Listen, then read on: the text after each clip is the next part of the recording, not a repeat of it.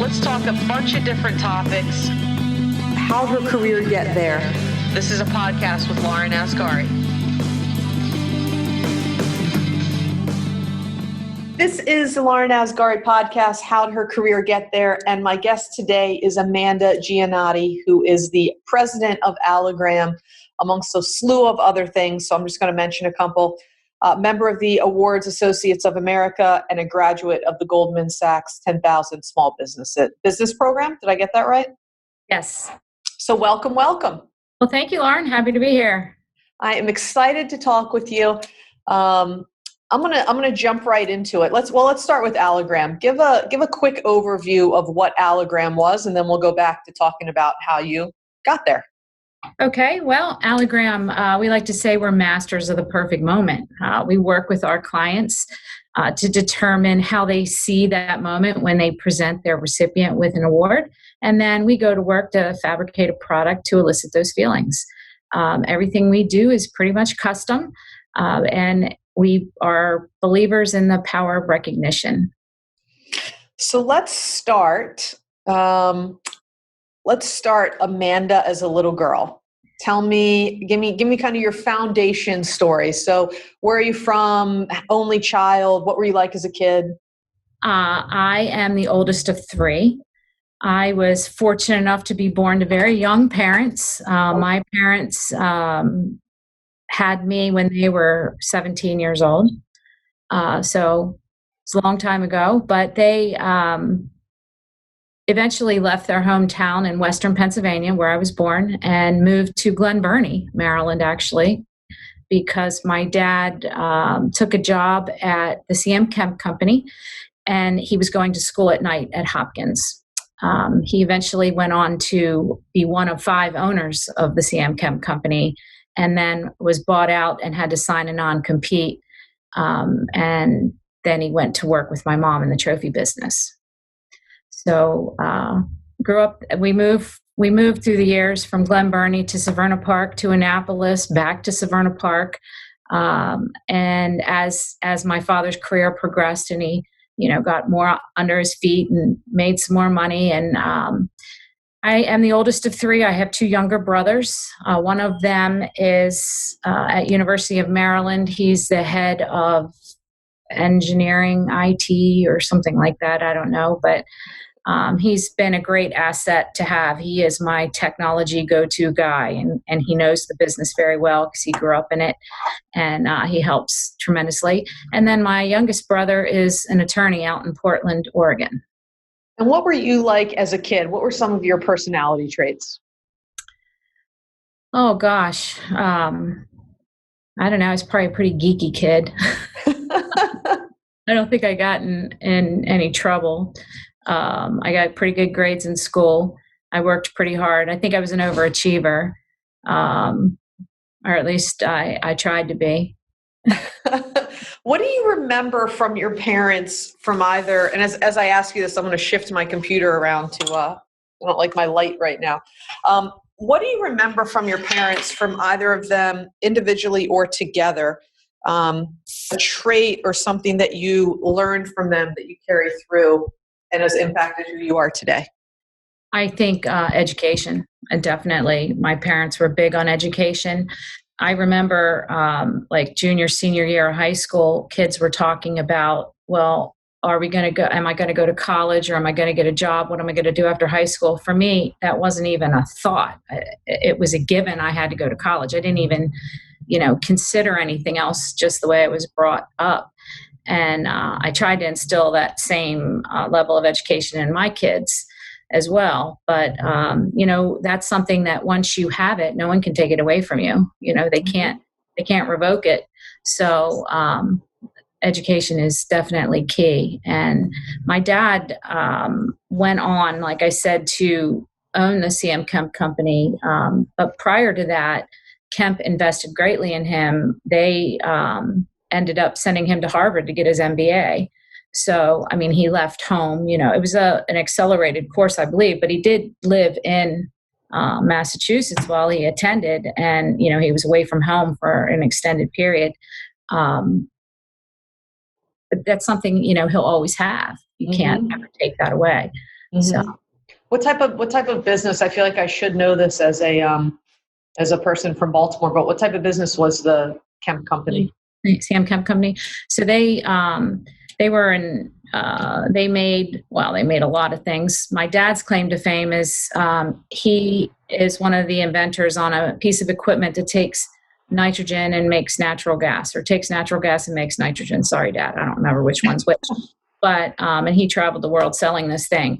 But basically, I think they mostly made dryer parts, to dryers for big like car dashboards, and I don't really know. It was a big manufacturing. So was he home a lot when you were growing up, or was he traveling a lot for work?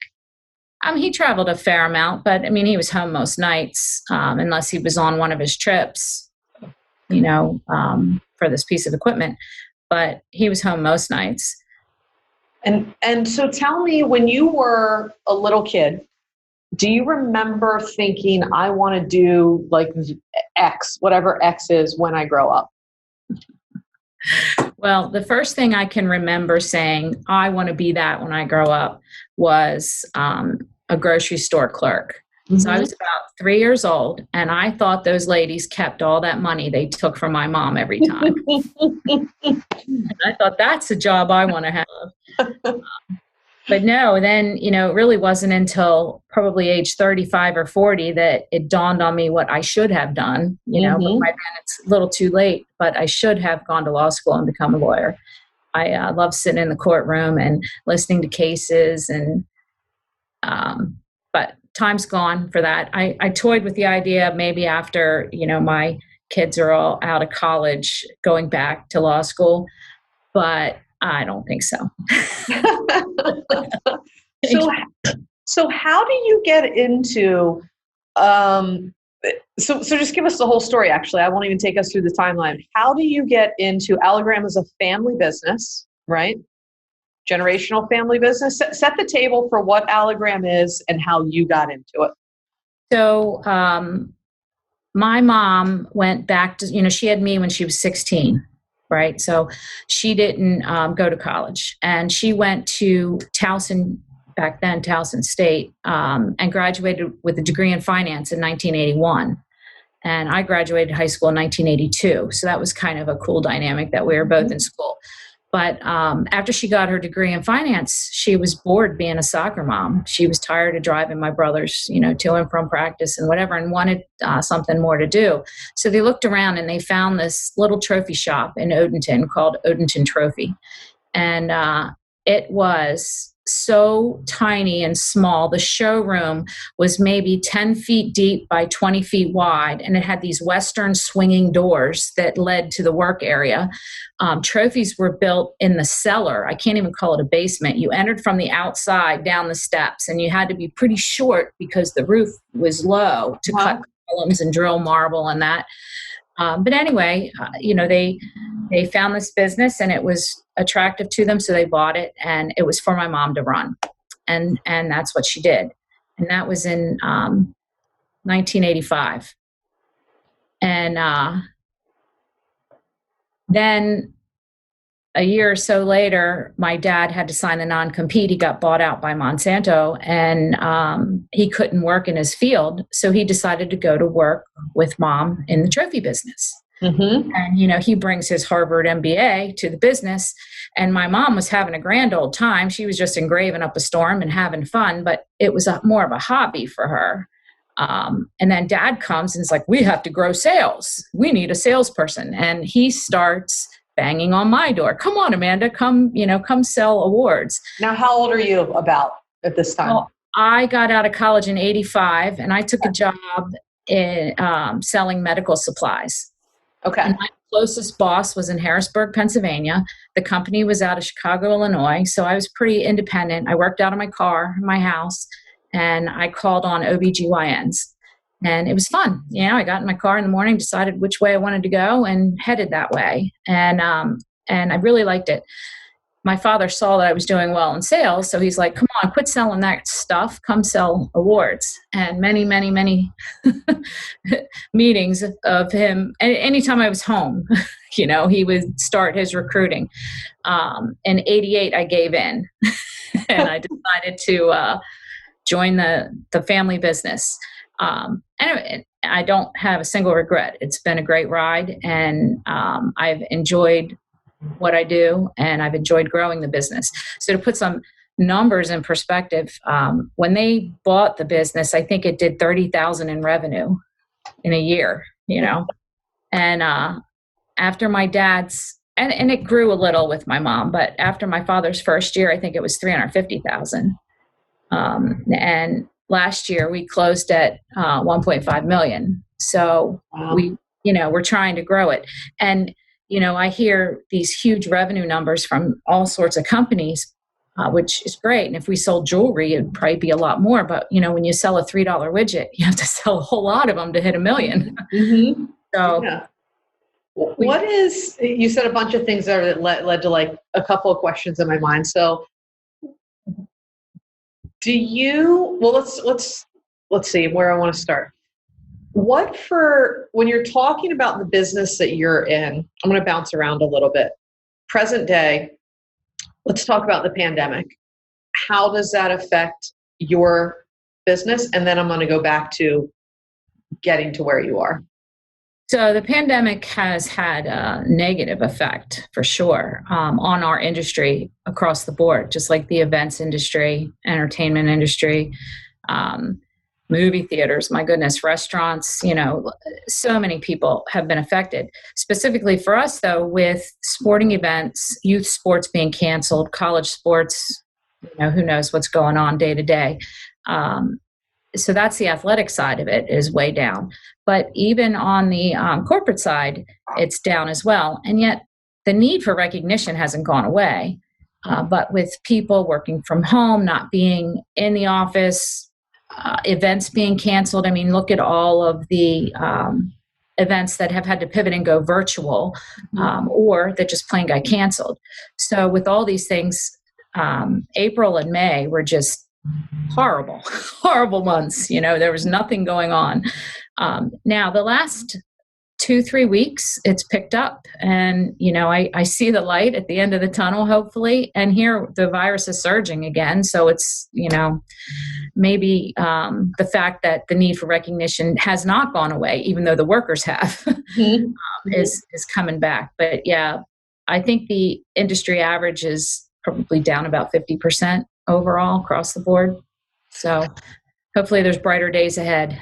What areas for people listening, what areas in your business are you either seeing, I don't know if I'll use the word growth based on what you just said, but where are areas that people are interested in supporting or have a need for the type of work that you guys do?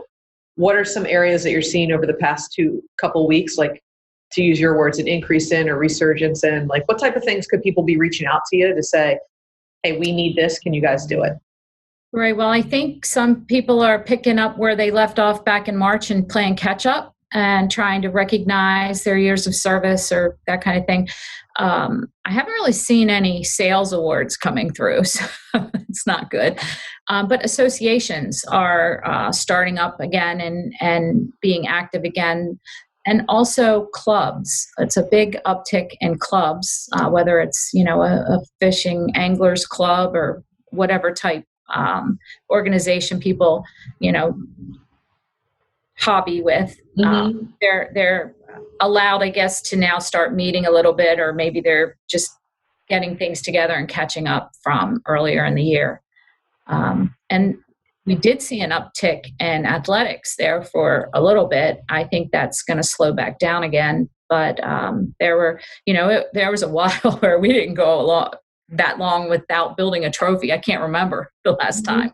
I'm not a big fan of trophies per se, but they are a part of the business. And generally every day, if not every week, you're building a trophy. But I bet for April, May, June, July, August, none, In the history of you being involved with Allogram, have you seen anything like this in terms of how the business has been affected? No, never. I mean, I'm used to seeing growth. I'm used to, figuring out what piece of equipment we want to get next. What cool thing do we want to be able to do in-house next? And I've never seen anything like this. I don't think anybody has. Yeah, that's fair. That is fair. So let's go. I want to go back a little bit. I'm not going to, this is not timeline related. These are just general questions that, because obviously I know you, and I think that I think you're super intelligent and capable. And I have no doubt that going through this pandemic, I mean, just as an outsider looking in, I feel like you've just navigated it as well as anybody in your position could. So these are two just general questions. The first one is, talk about family business, talk about the dynamics of that. Let's start there. The second one is somewhat related, but let's talk about family dynamics. So for all the people out there listening that are involved in a family business or considering getting into a family business, what has been your experience? Overall, it's been great, but there are definitely challenges that we face in a family business. I think we treat family worse than we would treat an enemy, right? At times, there's no filter. So, you're likely to say something to your family member that you wouldn't say to an employee or you wouldn't say to a coworker. So that has brought on many challenges for us. And my dad and I had them going through the years at different times. I mean, I remember begging for a fax machine in like 1991. Radio Shack sold them. They were $1,000. I'm like, we need this, Dad. What do we need that for? We don't need that, Dad, you don't understand. I almost felt like a kid asking for a car at 16. And now I see the other side of the family dynamic because my daughter joined the business, my oldest, back in 2014 or 2016. I'm sorry, I don't remember, but she's taken over running Baltimore. I'm in Virginia now, and she is running Baltimore and doing a killer job. Employees call me and tell me what a wonderful job she's doing. So that's awesome. But we have the opposite side of that dynamic where I'm my dad and I'm trying not to be that dinosaur who won't buy a fax machine. It's interesting how the dynamics probably remain the same generation to generation, but the technologies or just the current state change, but there's still that younger generation probably trying to push a little bit more. Absolutely. You mentioned your daughter, which leads me to my next question. Can you talk a little bit about I'll call it integration. Integration, you're a mom of three? Four, mom of four. The integration of work with family and not within the business, but just being a mom and running a business. What has been your experience? What have been your challenges? What advice do you have out there for other working parents of any kind or entrepreneurs or women specifically? So, raising kids and working full time, it's a challenge. It's a juggle. Absolutely. But, I think you can do anything you put your mind to. If there's a will, there's a way, right? So I'm really super proud of my girls. Two of them are engineers. The third one is a sophomore in an engineering curriculum at Maryland.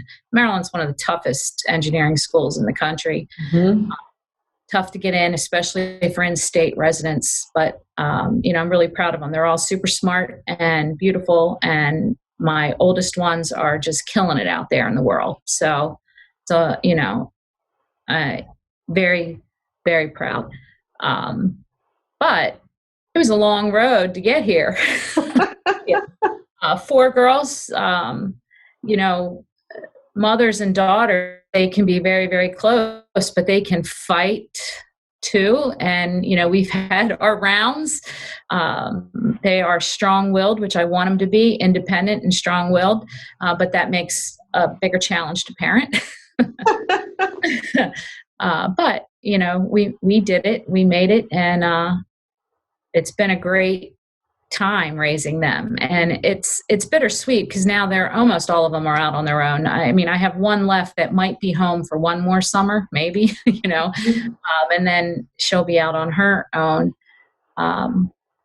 But I just enjoy sitting back and watching them flourish. Mm-hmm. And it's so much fun to get together with them and hang out with them. now that they were really adults, all of them. I mean, even the youngest is 18. So we have a good time. That's wonderful. That's wonderful.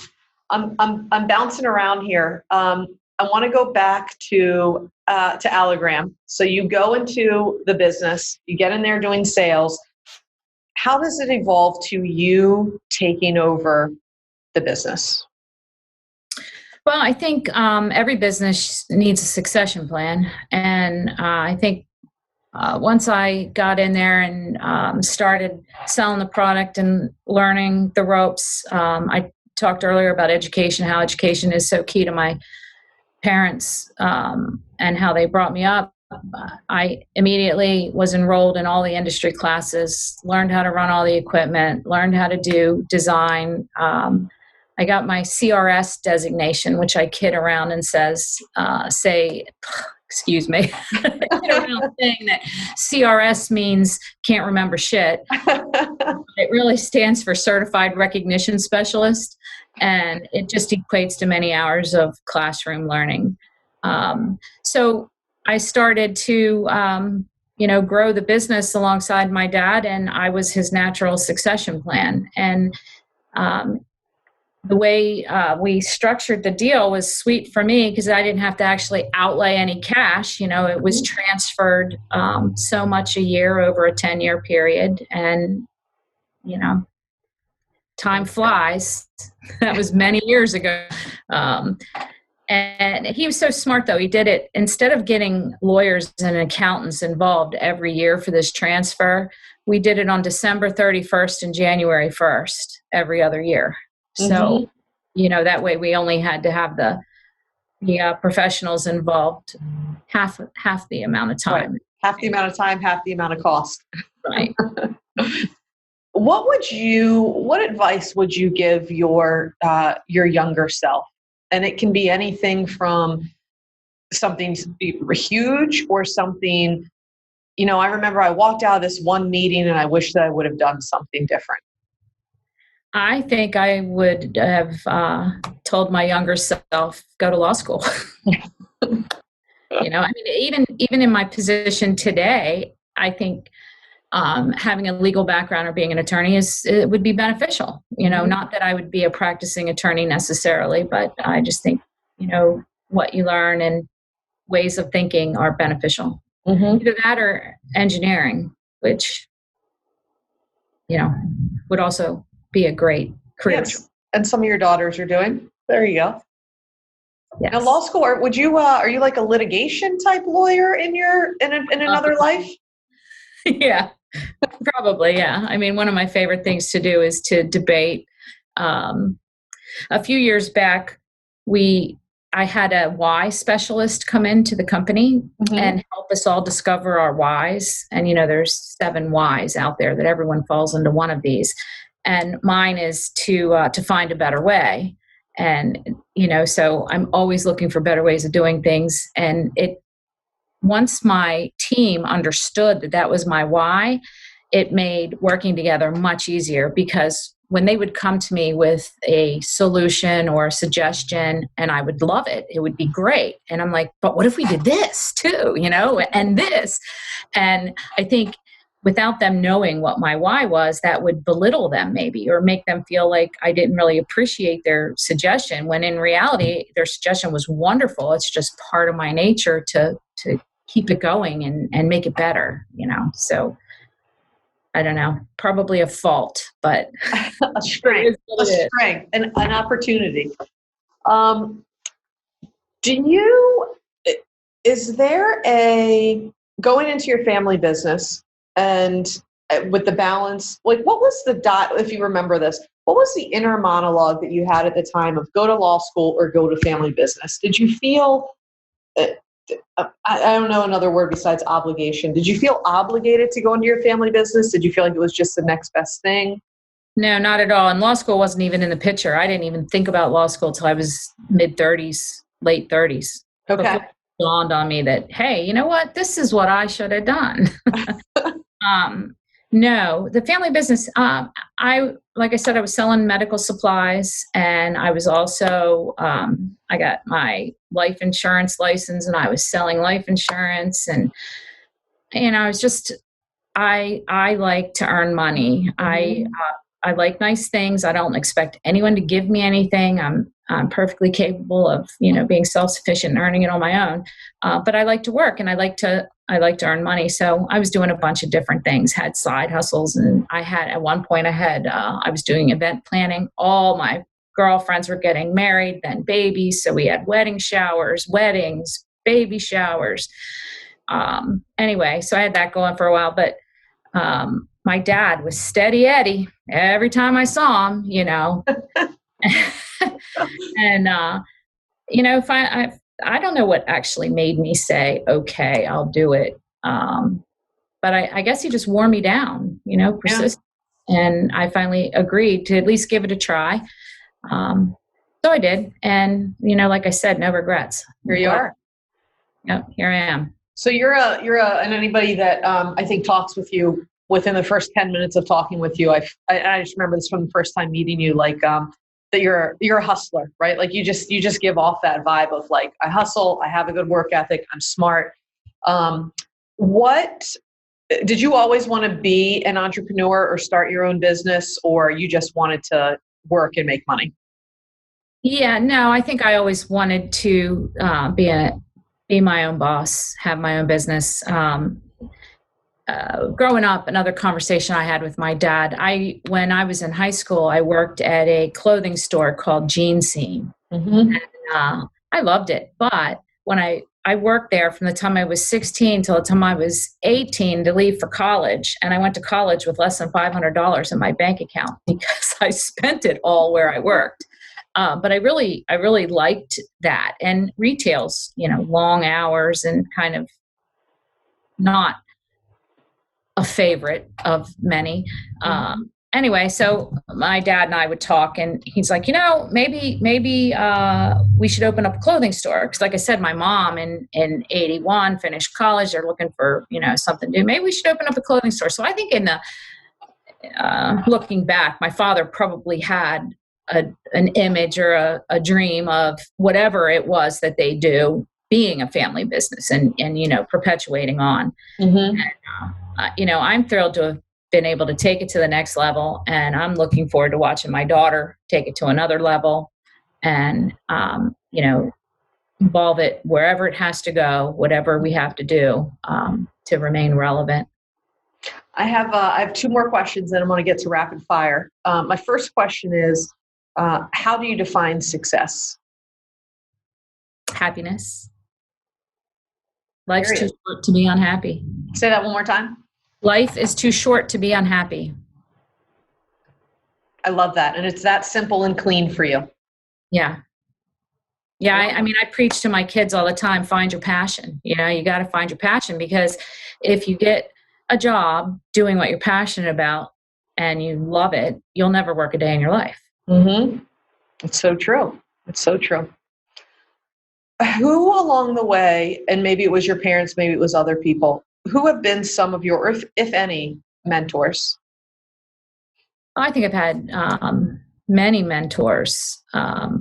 My parents certainly were a mentor from a very young age. I think they set my work ethic. But I, through the years, meet a lot of people, and some of them just connect and just resonate with me. And I look at what they're doing and how they're doing it, and I learn from that. One recent one, she's retired now, and I don't know if you know her or not, but Wanda Smith, Wanda of Symphony Placements.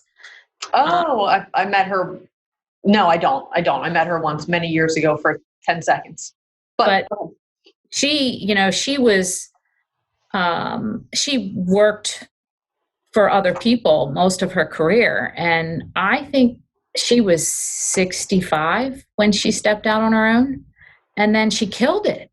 She was on the 5,000 list, and this won this and that, and she just killed it. And now her transition plan is being executed, and she's transitioning out. But to just meet her and hang out with her and learn from her, definitely a mentor. What do you think is your main takeaway, like from her as an example? What's the one thing that really resonated with you? You can do anything you put your mind to. I love it. That's simple. I love it. For people that want to get in touch with you or get in touch with Allogram, what's the best way to contact you? Well, my favorite mode of communication these days is email, because it's so easy, and that's Amanda@allogram.com. But we have the 3 showrooms. They're all open. They're limited hours.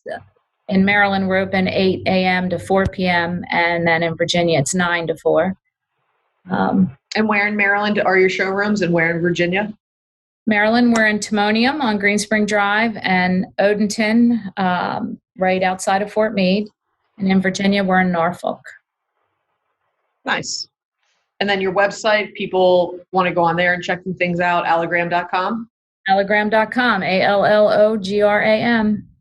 And I can say, I mean, it's obviously no secret that we're doing a little bit of stuff with you now. And I've been wildly impressed. It didn't surprise me, by the way. I'm not surprised at all. I almost expected it, for what it's worth. But your responsiveness specifically, and just you and your team's responsiveness is just incredible. I mean, the service component of that, and I've heard that also from other people that have interacted with you or with your business, the service component and responsiveness is just exceptional. I have an exceptional team. I'll tell you, they work great together. I am so proud of them, especially because I've pretty much stepped out and I'm in Virginia now, and they are killing it in Maryland. And my graphics team is so talented. They can take the most humdrum idea and make it phenomenal. And customer service between phones and emails. I mean, it's been a goal all along. We need to be responsive. We need to respond within an hour. And, we have different metrics that we try to keep up with, but they kill it. They do a great job. That's awesome. And certainly a representation set by your leadership and example. So that's awesome to see. I love it when companies are just responsive and customer service is like at the top of their list, and it's clear that that's like a priority for you guys. So awesome. Good job, if nothing else. Yeah. All right, I'm going to go into rapid fire. Is there anything else that you want to cover that we haven't covered? Because these questions are totally unrelated. No. Nope. All right. So these are just pick one of the answers. Again, they're unrelated to what we talked about so far, about 7 or 8 questions. Netflix or cable? Netflix. Netflix or Hulu? Netflix. Brick or stone? Stone. Country or city? Country. Beach or mountain? Beach. Grass or sky? Sky. Astronaut or deep sea diver? Astronaut. Coffee or tea? Tea. And now my bonus question, on Netflix, is there a series that you're into or anything right now, or that you're binging? My word. Is there a series I haven't watched? Right now we're watching The Crown. I haven't seen that one. So yeah, we're still in season 1, but I'm looking forward to when it gets to Diana days, because that should be history I remember. Right. But if there's a Netflix series that's been in the top 10, I've seen it. We're just, my husband and I are just getting now into Queen's Gambit. Okay. Yeah, we finished that one. Yes. Oh, you did. Okay. All right. Don't spoil it for me. We're a couple episodes in. Yeah. There's been some ones that are not appropriate and others that are hilarious, and even a few snoozers along the way. But yeah, it's definitely a hobby, Netflix. All right. Thank you, Amanda, so much. Before I wrap us up, thank you for taking the time to talk, and love learning about your story and your business. And obviously I adore you outside of just doing this podcast. So wish you and your company nothing but success. Thank you very much, Lauren. Greatly appreciate it. This is the Lauren Asghari podcast, How'd Her Career Get There? And again, my guest is Amanda Gianotti. He was the president of Allogram. We'll see you all next time. Let's talk a bunch of different topics. How'd her career get there? This is a podcast with Lauren Asghari.